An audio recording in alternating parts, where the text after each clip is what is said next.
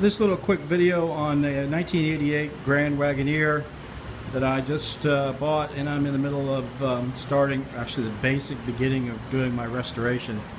Looked on YouTube, couldn't find anybody that had taken out a fuel tank in one of these. Mine was coughing, the engine was coughing and sputtering, and I looked at the fuel filter and it looked too dark to me. So basically, bottom line, I decided to pull out the fuel tank, work my way back forward, replacing everything. The hardest part of this job is pulling out the tank and figuring out what bolts to break it out of.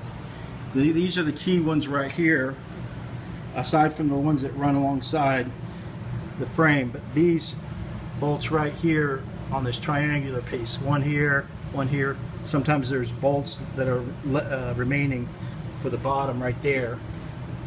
You have to unloosen those, take them off, and of course this is the tank.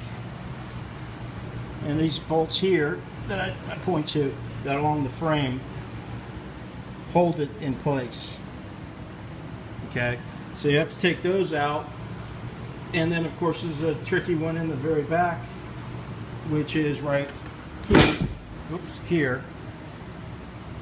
You can see it. It goes up in the air from the very back. So yeah, this tank here I'm draining out.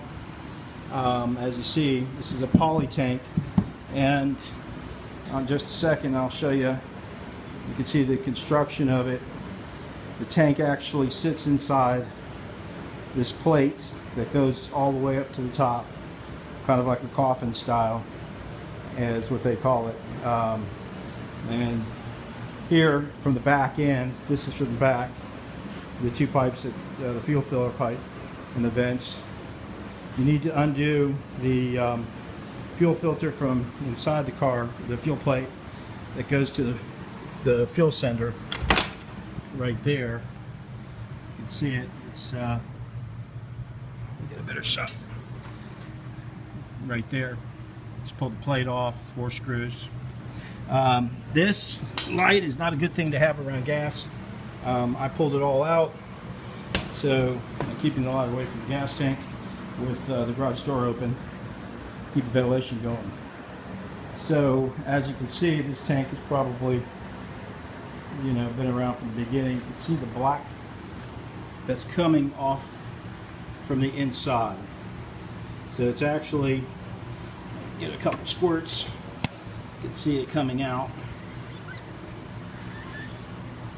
black.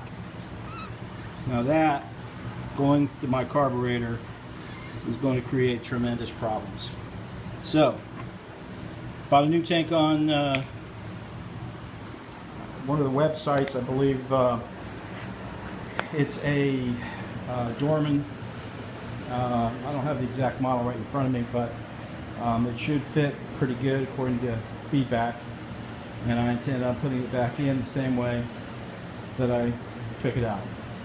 Just jacking up the car, putting a couple of jack stands. I always put 2, and just for good measure.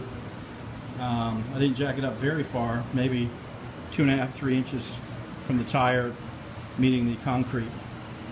You got to take off that tire because it's just too difficult to get everything else out. That's my short video. I hope it helps other people that own 88s or 89s that are looking for this video. And best of luck. God bless.